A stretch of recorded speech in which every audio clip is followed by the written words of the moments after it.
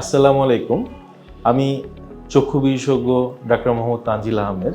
আমাদের একটা কমন চোখের সমস্যা, বয়স্ক যারা মুরব্বি থাকেন তাদের চোখের ছানি হয়। একটা নির্দিষ্ট বয়সে গিয়ে তাদের চোখের ছানি পড়ে। চক্ষু বিশেষজ্ঞর কাছে গেলে তখন হয়তো উনি ছানি অপারেশনের পরামর্শ দিয়ে থাকেন, এটা একমাত্র চিকিৎসা। অনেক রোগী জানতে চায় যে কখন অপারেশন করব। এই প্রশ্নটার উত্তর সম্পূর্ণ নির্ভর করতেছে এটা রোগীর উপরে।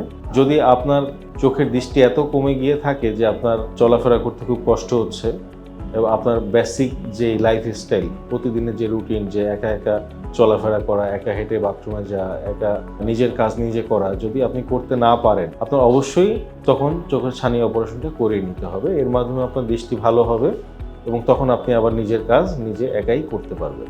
সকলে ভালো থাকবেন। আসসালামু আলাইকুম।